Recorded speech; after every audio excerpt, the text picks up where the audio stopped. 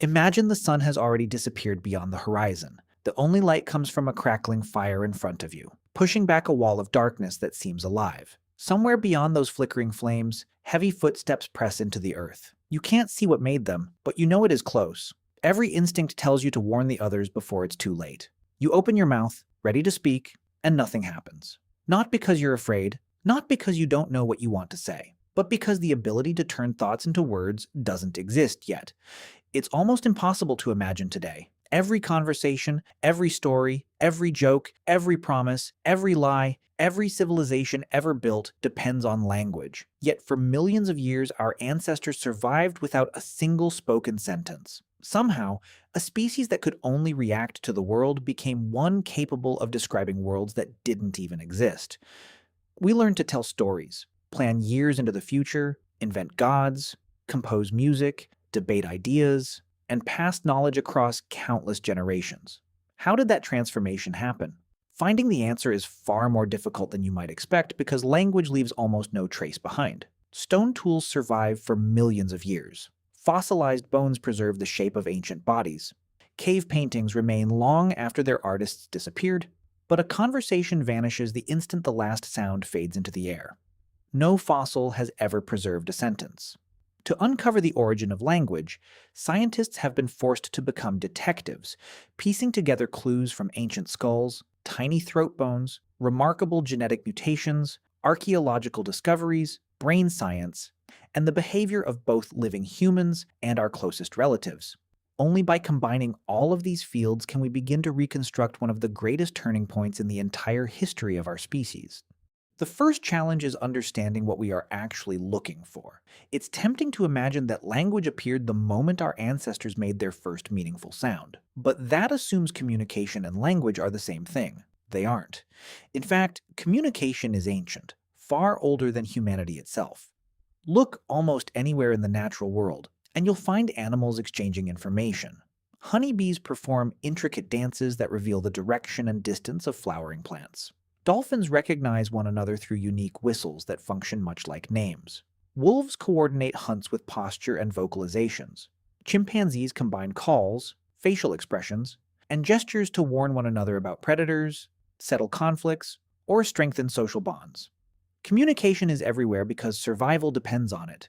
What makes humans different isn't that we communicate, it's how we do it.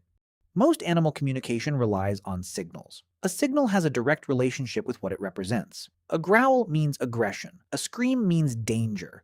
The message is tied to the immediate situation. It doesn't require imagination or shared abstract ideas. Once the moment passes, so does the meaning.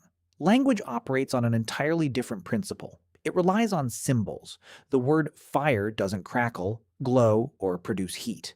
Its connection to the real thing exists only because countless human minds silently agree that those sounds represent a particular idea. Every spoken word is an invisible contract shared between individuals. That ability to attach arbitrary sounds to abstract concepts allowed thoughts to exist outside the immediate present. Suddenly, people could discuss yesterday's hunt, tomorrow's journey, or an animal waiting beyond the next hill long before anyone actually saw it. That shift from signals to symbols may have been the single greatest cognitive leap our species ever made. Yet, exactly how it happened remains one of evolution's biggest debates. Some researchers believe there was never a sharp dividing line.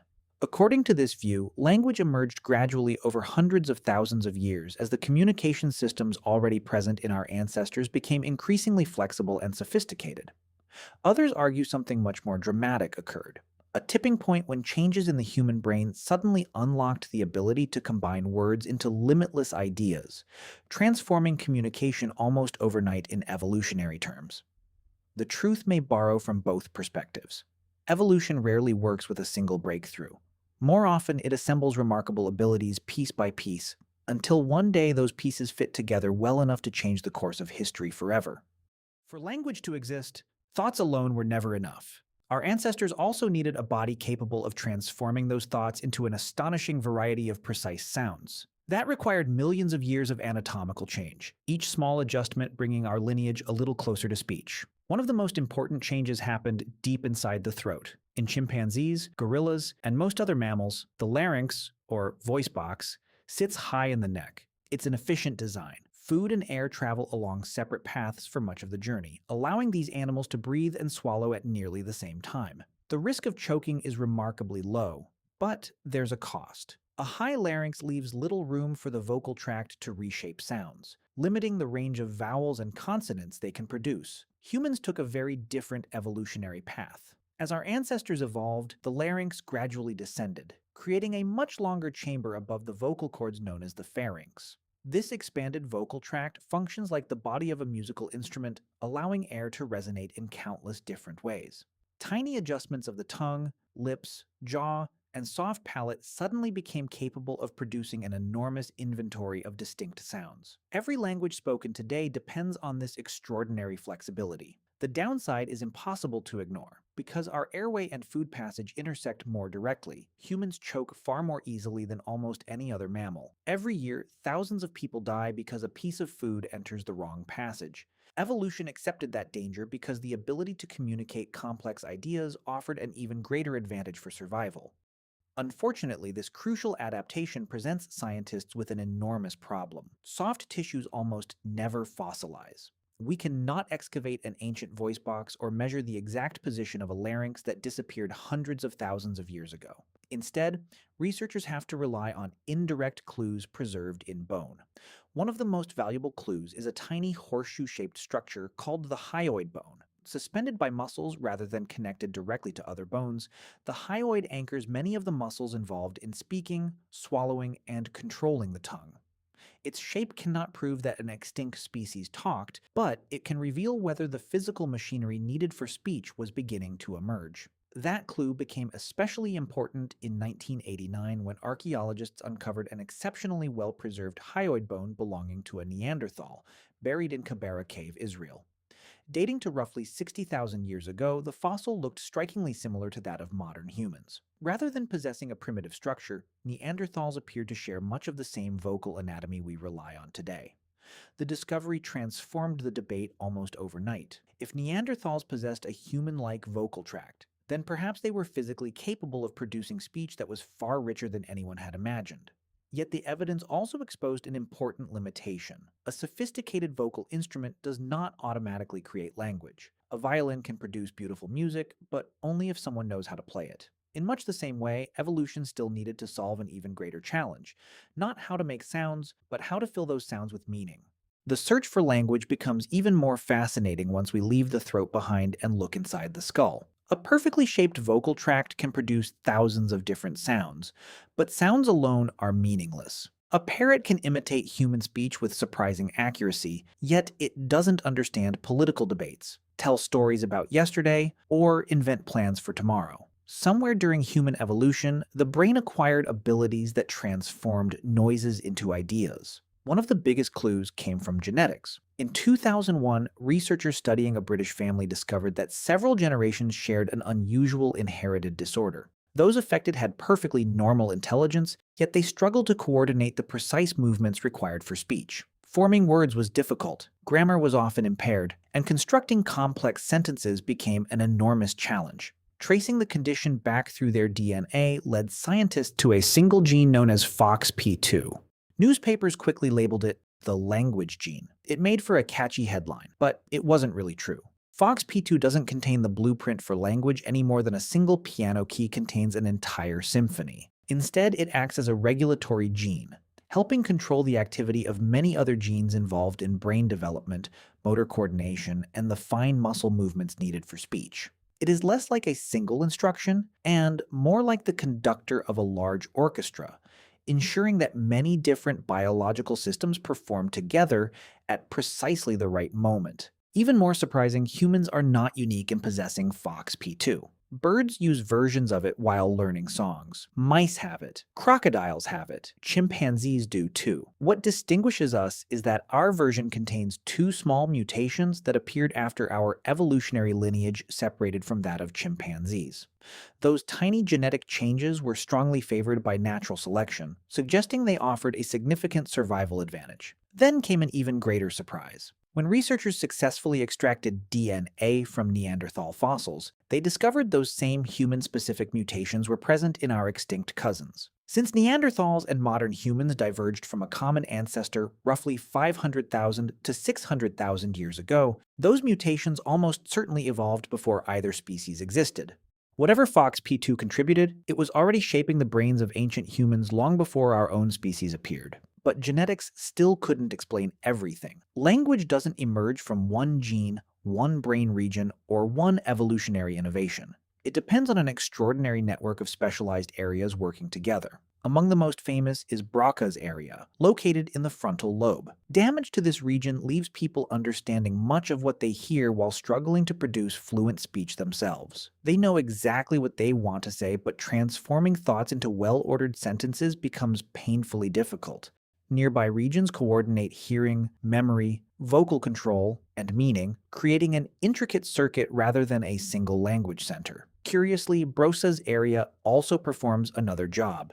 It is deeply involved in planning complex hand movements. That overlap has led many researchers to a compelling possibility known as the gesture hypothesis. Long before speech became sophisticated, our ancestors may have communicated primarily with their hands. Modern great apes rely heavily on gestures, many of which are far more flexible than their vocal calls. Human infants offer another intriguing clue. They usually point, wave, and gesture intentionally months before they can form complete sentences.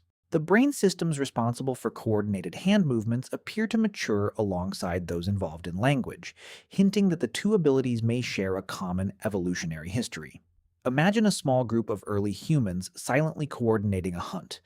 A pointed finger directs attention toward distant prey. A raised hand signals everyone to stop. Gradually, simple vocal sounds begin accompanying those gestures. Over countless generations, the sounds become increasingly reliable until they no longer need the movements at all. The voice, in effect, begins carrying messages that the hands once delivered. No single discovery proves this sequence happened exactly that way. Instead, each piece of evidence points toward the same conclusion. Language was unlikely to appear because one miraculous mutation suddenly rewired the human mind. It was assembled from many interconnected innovations: genetic changes, increasingly sophisticated brains, precise motor control, evolving vocal anatomy, and perhaps even the expressive movements of our hands. Together, they produced something no previous species had ever possessed: a system capable of turning invisible thoughts into shared reality. Even with the right anatomy and the right genes, something fundamental was still missing. Speech is not simply the ability to make sounds. It is the ability to make sounds with the expectation that another mind will understand what you intended them to mean. That may seem obvious because we do it every day, but it represents one of the most sophisticated cognitive abilities evolution has ever produced. Psychologists call it theory of mind. The capacity to recognize that other individuals possess thoughts, beliefs, desires, and knowledge that are separate from your own. In other words, you understand that someone else has a mind like yours, but not identical to it. Language depends on this ability at every moment. Suppose you point toward a distant tree and say, "There's fruit over there." You aren't simply producing sounds. You're assuming the other person understands that you're trying to direct their attention, that they recognize your intention to help, and that they'll connect your words with the object you're both observing. This shared mental framework allows information to move from one brain into another with astonishing efficiency.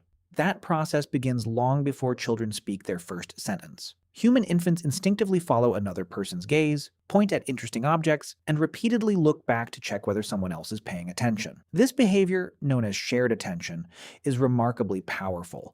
Two people focus on the same object while simultaneously understanding that they are sharing the experience. It creates the perfect foundation for attaching words to things in the world. Most animals communicate without reaching this level of mutual understanding. A vervet monkey may give an alarm call when it spots an eagle, causing the rest of the group to flee. The information is useful, but it remains tied to the immediate situation. Humans routinely communicate for entirely different reasons. We explain, teach, speculate, joke, imagine, and tell stories simply to place ideas inside someone else's mind. As human societies grew larger, these abilities became increasingly valuable. Early hominin groups were probably small enough that every individual knew everyone else intimately. Over hundreds of thousands of years, however, populations expanded. Relationships became more complicated. Individuals had to remember who could be trusted, who had cooperated in previous hunts, who owed favors, and who might become an ally in the future. Managing this growing web of social connections placed enormous pressure on the brain. Communication that once served immediate survival now had to support long-term cooperation among dozens and eventually hundreds of individuals. The better our ancestors became at understanding one another's intentions, the more effectively they could coordinate hunts, share knowledge, resolve conflicts, and strengthen alliances. In that sense, language did far more than describe the world. It allowed separate minds to work together as if they were part of a single, much larger intelligence. As groups became larger, another problem emerged. Maintaining relationships is expensive. Trust doesn't appear automatically. It has to be built, reinforced, and repaired over time. Among our closest relatives, chimpanzees solve this problem through grooming. They spend hours picking dirt, parasites, and loose hair from one another's fur. It keeps them clean, but more importantly, it strengthens social bonds. Grooming is friendship made physical. The trouble is that grooming doesn't scale. A chimpanzee can groom only one companion at a time, and every additional relationship demands more hours in the day. That works in groups of 20 or 30 individuals, but not in communities that continue to grow. At some point, evolution needed a more efficient way of holding societies together. The evolutionary psychologist Robin Dunbar proposed that language became that solution. Instead of strengthening one relationship through touch, conversation allowed a single individual to reinforce connections with several people simultaneously. Sitting around a fire discussing the day's events could accomplish, in minutes, what physical grooming never could. According to Dunbar's hypothesis, language became social grooming at a distance. That idea helps explain one of humanity's favorite activities: gossip. Today, the word often carries a negative meaning, but from an evolutionary perspective, gossip is remarkably useful. Sharing information about who is trustworthy, who cooperates, who cheats, or who can be relied upon allows entire communities to function more effectively. Long before people discussed celebrities, they were probably discussing hunting partners, rival groups, and potential allies. Every conversation helped individuals navigate an increasingly complicated social world. Once language reached that level, its effects multiplied with astonishing speed. Knowledge no longer had to die with the person who discovered it.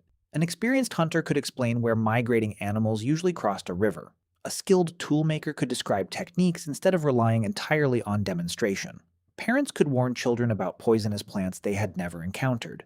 Stories preserved lessons that would otherwise have been forgotten, allowing each generation to begin where the previous one left off instead of starting from scratch. Language also unlocked entirely new possibilities. People could plan months ahead, negotiate alliances between unrelated families, invent myths that united hundreds of strangers under a shared identity, and even deceive one another by describing events that had never happened. Ironically, the ability to lie is evidence of just how sophisticated language had become. You cannot deliberately mislead another mind unless you first understand how that mind interprets information. This is why language became humanity's greatest survival technology. Spears, fire, and stone tools made individuals more capable. Language made entire groups more intelligent. It allowed knowledge, experience, and imagination to flow from one person to another until communities could solve problems no single human brain could ever overcome alone. Evidence suggests that around 70,000 years ago, something remarkable becomes visible in the archaeological record. For hundreds of thousands of years, stone tools had changed only gradually.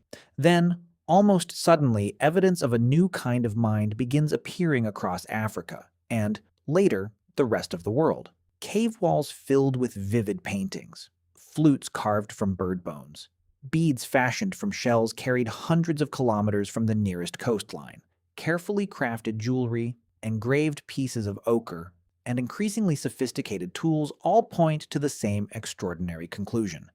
Humans were no longer interacting only with the physical world. They were creating symbolic worlds of their own. These objects mattered because of what they represented, not simply what they were. A necklace could signal identity, a painting could preserve a story. A melody could unite a community. Trade networks connected distant groups that had never met, made possible by shared expectations, trust, and communication. Archaeologists often refer to this flourishing of creativity as the Upper Paleolithic Revolution, but what they are really seeing is the unmistakable fingerprint of symbolic language. Once people could share abstract ideas, culture itself began to accumulate. Every story, belief, invention, and tradition became something that could outlive the individual who created it. From that moment onward, humanity's greatest innovations were no longer carved only in stone. They were carried in minds, passed through words, and preserved across generations. And perhaps the most extraordinary part of this story is that every language spoken today, whether it is English, Arabic, Swahili, Mandarin, Quechua, or one of thousands of others, appears to rest on the same remarkable cognitive foundation. Children everywhere acquire language in strikingly similar stages, despite hearing entirely different words. Evolution didn't give us a specific language. It gave us the capacity for language. Now return to that campfire from the beginning. The darkness is still there. The unseen danger still waits beyond the firelight. But this time, someone speaks. A few simple sounds cross the night. Another person understands, and together, they survive. In many ways, that moment has never ended. Every conversation, every lesson, every story, every whispered secret, and every idea you've ever shared is part of the same ancient inheritance. A bridge built by evolution, allowing one human mind to reach another across the darkness.